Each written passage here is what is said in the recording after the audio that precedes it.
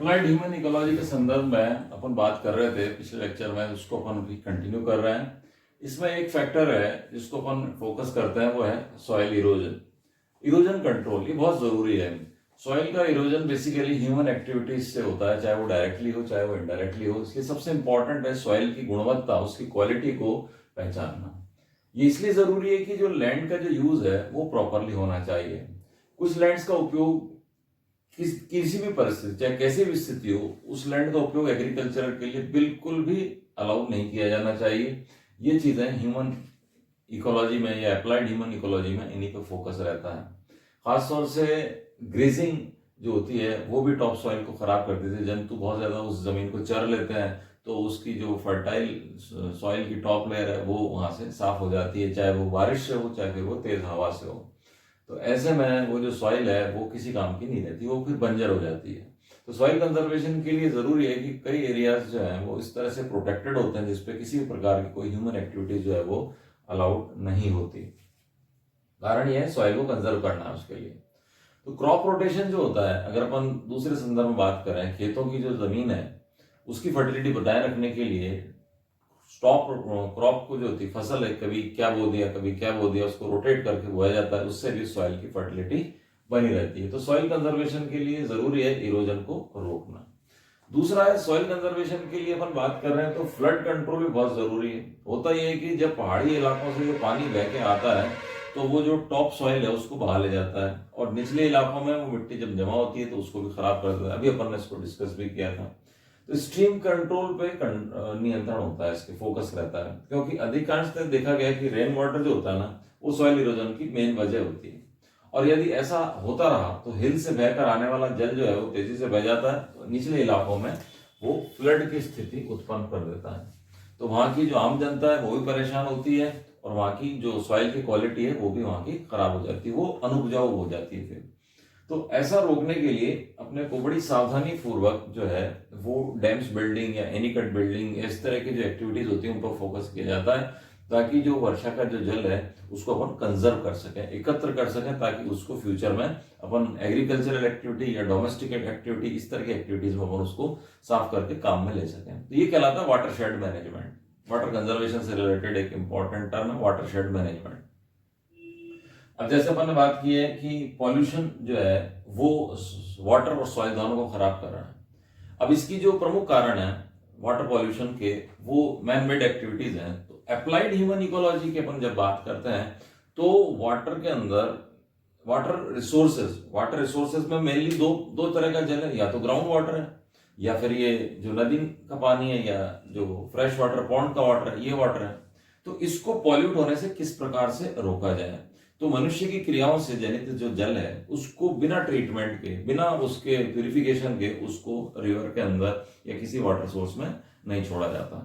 उसको पहले ट्रीट किया जाता है, उसकी जो इम्प्योरिटीज होती है उसको हटा दिया जाता है, या फिर उसको एग्रीकल्चरल काम में साफ करके इस्तेमाल कर लिया जाता है। उसको डायरेक्टली वाटर बॉडी में रिलीज नहीं करते, क्योंकि वो वाटर बॉडी को पॉल्यूट कर देगा। वहां पर रहने वाले जीव जंतु हैं उनको, है ना, उनपे दुष्प्रभाव डालेगा। और डायरेक्टली अगर बोले अपन भी उस जल का यूज कर रहे हैं तो अपन पे उसके टॉक्सिक इफेक्ट आ जाएंगे। तो उस वाटर को ट्रीट किया जाता है, उसको क्लीन किया जाता है अलग अलग स्टेप्स के अंदर, और फिर उसको जो है वाटर बॉडी में रिलीज किया जाता है, या उसका यूज कर लिया जाता है एग्रीकल्चर एक्टिविटी, ताकि उसके टॉक्सिक इफेक्ट कम हो जाए। तो ये चीजें पॉल्यूशन कंट्रोल के अंदर आ जाती है, वाटर पॉल्यूशन कंट्रोल के अंदर। ठीक है, इसको अपन कंटिन्यू कर रहे हैं। फॉरेस्ट मैनेजमेंट एक इंपॉर्टेंट एस्पेक्ट है जब अपन बात करते हैं अप्लाइड ह्यूमन इकोलॉजी की, क्योंकि मनुष्यों द्वारा फॉरेस्ट से कई प्रोडक्ट्स जो हैं वो इस्तेमाल किए जाते हैं। उनमें से सबसे इंपॉर्टेंट होता है टिम्बर, लकड़ी, जिससे अपन फर्नीचर या दूसरा जो काम करते हैं लकड़ी संबंधित, वो अपने को फॉरेस्ट से प्राप्त होती है। तो इसमें इस बात का विशेष ध्यान रखा जाता है कि डिफॉरेस्टेशन जब हम करते हैं तो साथ साथ रिफॉरेस्टेशन किया जाना चाहिए। दूसरा कि फॉरेस्ट की जमीन को अननेसेसरीली चरवाहों के लिए, मतलब गाय भैंसों को चराने के लिए, भेड़ बकरियों को चराने के लिए नहीं दी जाती। कारण क्या है? उससे क्या है कि फॉरेस्ट की जो टॉप सॉइल है वो खराब हो जाती है, और उससे फिर उसकी फर्टिलिटी कम हो जाती है। ये बहुत इंपॉर्टेंट अपने आप में बहुत बड़ा विषय है फॉरेस्ट मैनेजमेंट। इसमें अपन फॉरेस्ट से रिसोर्सेज को ऑब्टेन भी करते हैं और उसका रिफॉरेस्टेशन भी करते हैं। इसके साथ साथ ये ध्यान रखा जाता है कि फॉरेस्ट के अंदर उपस्थित जो नेचुरल बायोडाइवर्सिटी है वो भी बनी रहे, वो भी कंजर्व रहे, और इसका पूरा ध्यान रखा जाता है ताकि फॉरेस्ट का लॉस ना हो। तो ये एक इंपॉर्टेंट पार्ट है अप्लाइड ह्यूमन इकोलॉजी का, जिसके अंदर ग्रेजिंग को अवॉइड किया जाता है, रिफॉरेस्टेशन पे एम्फेसिस रखा जाता है, और फॉरेस्ट सक्सेशन पर फोकस रहता है कि मींस एक स्पीशीज पता लगा कि साफ हो रही है तो उसकी जगह दूसरी कौन सी आ रही है, इसमें काफी समय लगता है। एक और एस्पेक्ट है वाइल्ड लाइफ कंजर्वेशन, ये फॉरेस्ट के साथ जुड़ा हुआ ही है। वाइल्ड लाइफ कंजर्वेशन में बेसिकली फोकस ये रहता है कि जो भी एंडेंजर्ड स्पीशीज हैं या नेचुरल हैबिटेट के अंदर रहने वाली उस पर्टिकुलर एनवायरनमेंट में जो भी स्पीशीज हैं, चाहे वो एंडेंजर्ड हो चाहे वो नॉन एंडेंजर्ड हो, उनके ऊपर किसी तरह का कोई खतरा नहीं आना चाहिए। चाहे वो एनवायरमेंटल पॉल्यूशन से रिलेटेड खतरा हो, चाहे वो किसी पोचिंग या शिकारी से रिलेटेड खतरा हो, उसको अवॉइड करना चाहिए। ऐसा होने से क्या होगा, डबल खतरा होगा। एक तो वो स्पीशीज जो है वो उस पे जो है सर्वाइवल पे संकट के बादल रहेंगे, दूसरा क्या है कि वो हैबिटेट जिसमें वो रह रही है स्पीशीज, खासतौर से एनिमल स्पीशीज, उसकी भी अस्तित्व पे जो है वो खतरा रहेगा। पॉल्यूशन को रोकना है, जरूरी है। वाटर रिसोर्सेज जंगल के अंदर मैनेज करना बहुत जरूरी, क्योंकि बिना पानी के जीव जंतु जीवित नहीं रह सकते, तो वाटर रिसोर्सेज को जंगल के अंदर मैनेज करना होता है। कॉलोनी या शहर के अंदर मैनेज करना एक अलग बात है। जंगल के अंदर वाटर रिसोर्सेज को, जैसे बारिश का पानी आया उसको एकत्र कर लिया, अब वो एकत्र इस प्रकार से किया गया ताकि अगली बारिश जब तक नहीं आ जाती जब तक वो लैंड में पानी भरा रहे, ताकि वहां पे रहने वाले जो जीव जंतु हैं वो उसका उपयोग करते रहें। तो इस पे फोकस किया जाएगा। पोचिंग का यानी कि शिकार का मैंने बता दिया आपको, उस पर रोक लगाई जाती है। और सबसे इंपॉर्टेंट चीज है कि जो लोकल आसपास के गांव है वहां पे उनकी जो रहने वाली जो आबादी है उसको बाकायदा एजुकेट किया जाता है कि इसको फॉरेस्ट को किस तरह से अपन जो है एक धरोहर की तरह, एक विरासत की तरह काम में ले सकते हैं, और इसका दोहन अपन कम से कम करें ताकि ये अपने आगे वाली पीढ़ियों के लिए भी बना रहे। तो इसके लिए उनको एजुकेट किया जाता है, उनको अल्टरनेटिव्स बताए जाते हैं, खासतौर से फ्यूल के अल्टरनेटिव्स। आजकल ये गोबर गैस प्लांट लगा देते हैं या सीधा अपन एलपीजी गैस उपलब्ध करा देते हैं ताकि वो जंगल से लकड़ी काट के नहीं लाए, क्योंकि उनकी आजीविका का एक बड़ा साधन होता है जंगल से कटी हुई लकड़ी का। उनका पुनर्वास किया जाता है। कई बार ऐसी स्थिति आ जाती है कि वो कोर एरिया में रहने लग जाते हैं लोग बाग आके, तो कोर एरिया से उनको हटा के बफर एरिया में यानी कि फॉरेस्ट के बाहर वाले क्षेत्र में शिफ्ट किया जाता है। ये सारी चीजें इन पे फोकस रहता है। हैबिटेट को कंजर्व करना, यानी कि जिस हैबिटेट में, जिस आवास में वो जंतु रह रहा है उसको अपन कंजर्व करेंगे, उसको अपन लॉस नहीं होने देंगे। एनिमल की माइग्रेटरी रेंज पता होनी चाहिए, किस रेंज तक वो एनिमल माइग्रेट करके वापस आ रहा है ना, ये भी पता होना चाहिए। दूसरा, उसी स्पीशीज से दूसरी स्पीशीज करने थी, उसी फॉरेस्ट में रहने वाली जो दूसरी स्पीशीज है उनका उसके साथ में किस तरह का इंटरेक्शन है आपस में। कहीं पता लगा प्रेडेटर की संख्या बढ़ गई, प्रे की संख्या कम हो गई, कहीं प्रे की संख्या बढ़ गई, प्रेडेटर की संख्या कम हो गई, तो इससे क्या होता है कि इकोलॉजिकल इम्बैलेंस उत्पन्न होता है जो कि दूसरी स्पीशीज के लिए भी खतरा होता है। तो उसको ध्यान रख के फिर अपन काम पे फोकस करते हैं। पॉपुलेशन साइज उसका बड़ा इंपॉर्टेंट रोल प्ले करता है कि उसकी मॉनिटरिंग जरूरी है। पता लगा एक फॉरेस्ट के अंदर मान लीजिए साल दर साल जो है पर्टिकुलर एनिमल की संख्या बढ़ती जा रही है, पर्टिकुलर एनिमल की संख्या इसके विपरीत घटती जा रही है, तो उसके क्या कारण हो सकते हैं और उसको किस तरह से अपन ठीक किया जा सकता है, इन पर अपना फोकस रहता है।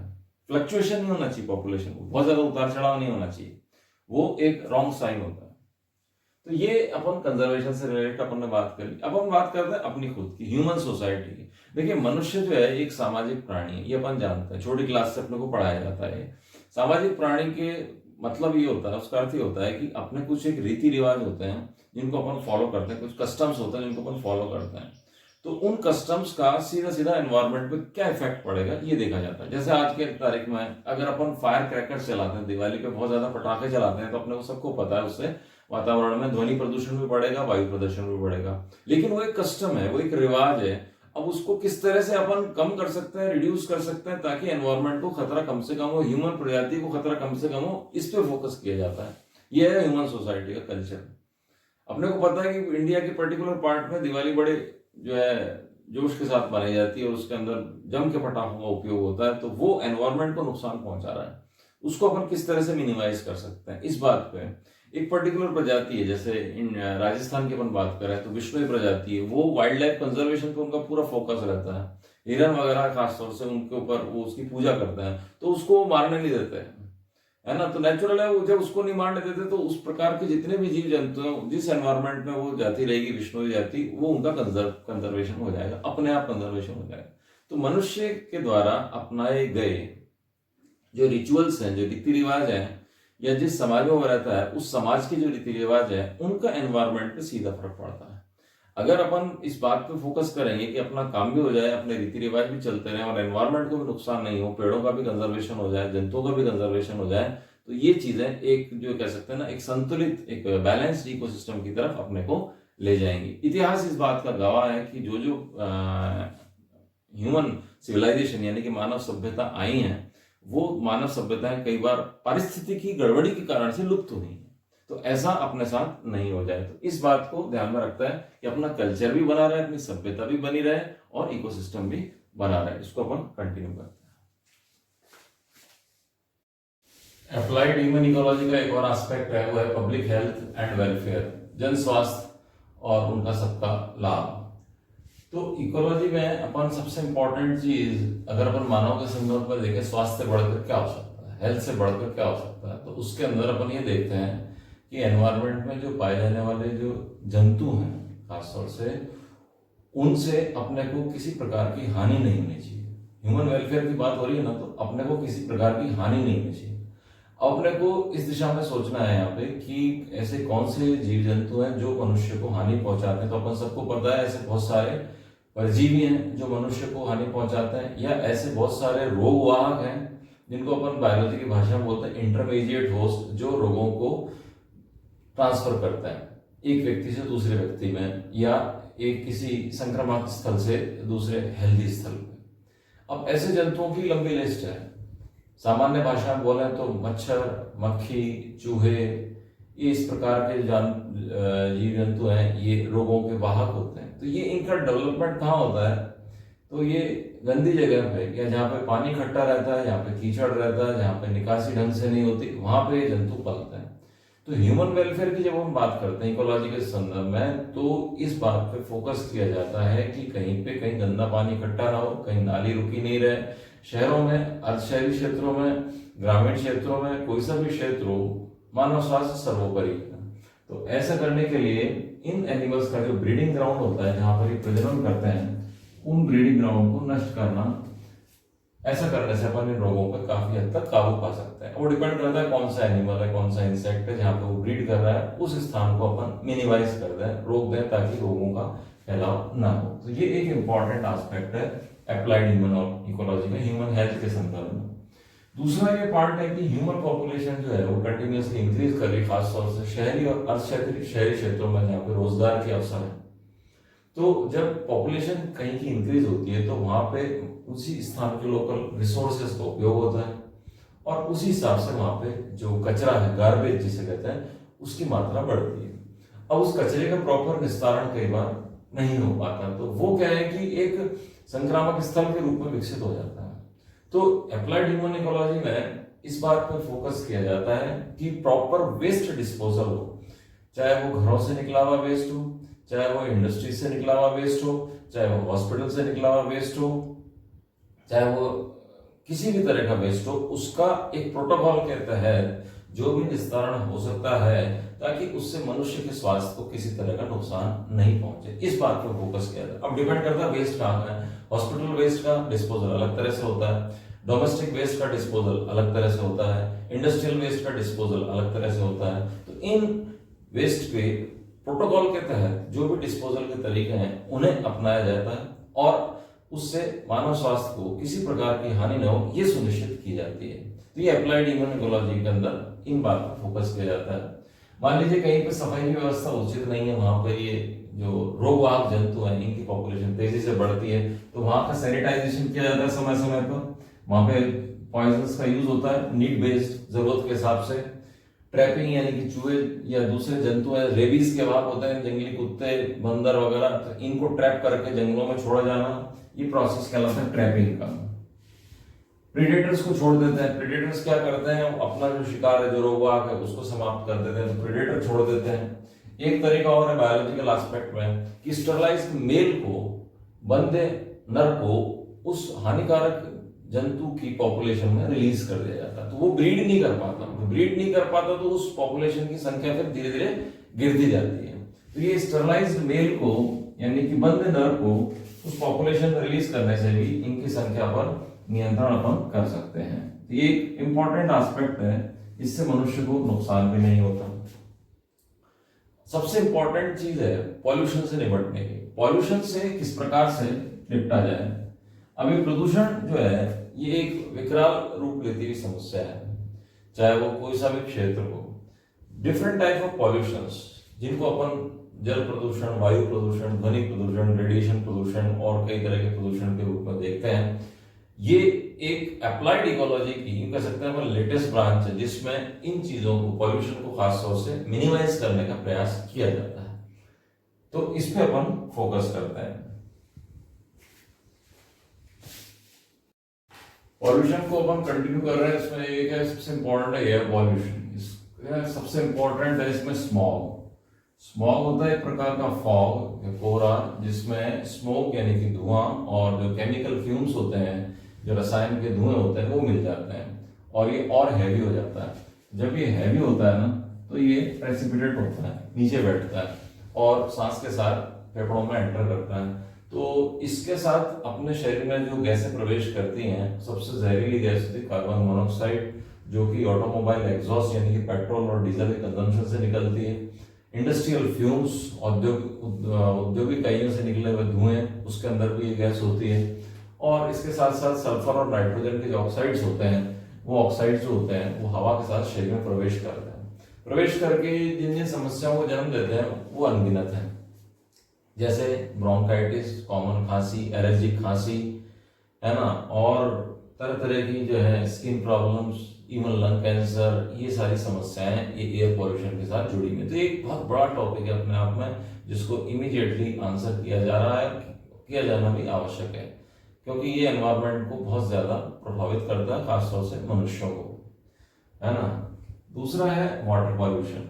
वाटर पॉल्यूशन में अपन देखें कि अगर डोमेस्टिक वेस्ट यानी घरों से निकला हुआ जो नाली का पानी है और जो सीवेज का पानी है और जो इंडस्ट्रियल एफ्लुएंट्स हैं, वो सारे अगर बिना ट्रीटमेंट के अगर एक फ्रेश वाटर बॉडी में ऐड कर दिए जाते हैं, तो नेचुरल वो वाटर पॉल्यूट हो जाएगा और उस वाटर के अंदर रहने वाले जो जीव, खासतौर से लोटिक और लैंटिक एनवायरनमेंट में, यानी कि स्टैग्नेंट वाटर होता है, ज्यादा उसके अंदर हलचल नहीं होती, तो वहां पर रहने वाले जो जीव होते हैं वो इस पॉल्यूशन से सबसे ज्यादा अफेक्टेड होते हैं। तो अगर अपन बिना ट्रीटमेंट के इनको छोड़ेंगे तो उसमें क्या होगा, बायोमैग्निफिकेशन होगा। बायोमैग्निफिकेशन मतलब उस पॉल्यूटेंट की जो मात्रा है वो फूड चेन में ग्रेजुअली इंक्रीज होती जाएगी। और ये फूड प्रोडक्ट्स अगर अपन स्वयं ले लें, मनुष्य ले लें, तो नेचुरल है मनुष्यों को उस टॉक्सिक सब्सटेंस से होने वाली जो हानि है वो हो सकती है। कई रोग हैं, जैसे मीनामाटा रोग है, ऐसे कई रोग हैं जो कि जल प्रदूषण के कारण मनुष्यों में फैले हैं और आज भी कई प्रकार के रोग जो होते हैं वो दूषित जल के कारण फैलते हैं, खासतौर से पेट संबंधी रोग। जल के अंदर अगर पॉल्यूटेंट का अमाउंट इंक्रीज हो जाएगा, ऑर्गेनिक मैटर का अमाउंट इंक्रीज हो जाएगा, तो क्या होगा, उस जल की बायोकेमिकल ऑक्सीजन डिमांड और केमिकल ऑक्सीजन डिमांड ये इंक्रीज हो जाएगी, अर्थात वहां पे सभी जीवों का जो है जीवन बचना संभव नहीं हो पाएगा। तो नेचुरल है कि कार्बन डाइऑक्साइड का स्तर अगर बढ़ेगा, दूसरे शब्दों में उस वाटर में अगर ऑक्सीजन की अवेलेबिलिटी रिड्यूस हो जाएगी, तो उस केस के अंदर एक्वाटिक ऑर्गेनिज्म पे सर्वाइवल का खतरा बढ़ जाएगा। तो वाटर ट्रीटमेंट के बगैर अगर उस जल को अपन वाटर बॉडी में रिलीज करते हैं तो ये खतरा और बढ़ जाता है। इसी के साथ आता है फिर रेडियोएक्टिव पॉल्यूशन। तो रेडियोएक्टिव पदार्थ जो होते हैं आजकल उनको यूज करने के बाद में या फिर न्यूक्लियर फॉलआउट से निकले हुए जो रेडियोएक्टिव पदार्थ हैं उनका एक डंपिंग ग्राउंड बना रखा है समुद्र, गहरे समुद्र में जाके उनको रिलीज कर दिया जाता है। हालांकि ये काम बड़ा सावधानी, सुरक्षा को ध्यान में रखते हुए किया जाता है, लेकिन फिर भी कुछ ना कुछ रेडियोएक्टिव तत्वों की मात्रा उस समुद्री जल में रिलीज होती है और ऐसा होने से क्या होता है कि जो रेडिएशंस हैं वो समुद्री जीवों के लिए वो खतरा बन जाते हैं। तो एक्वाटिक एनवायरनमेंट में, खासतौर से मैरीन एनवायरनमेंट में, ये जो रेडियोएक्टिव पॉल्यूशन है आज की तारीख में सबसे बड़ी समस्या है। इसके अलावा जो न्यूक्लियर फॉलआउट्स होते हैं जिसके अपन करते हैं परमाणु परीक्षण, तो वो भी एयर और वाटर दोनों को पॉल्यूट करता है वो, और उसको बड़ा ही सावधानी पूर्वक किया जाता है। हालांकि सुरक्षा कारणों से जो है, देश की सुरक्षा कारणों से इस तरह के प्रयोग बहुत आजकल होने लग गए, लेकिन फिर भी इनको बड़ा सावधानी पूर्वक किया जाता है ताकि जल और वायु दोनों ही उस रेडिएशन से सुरक्षित रहे।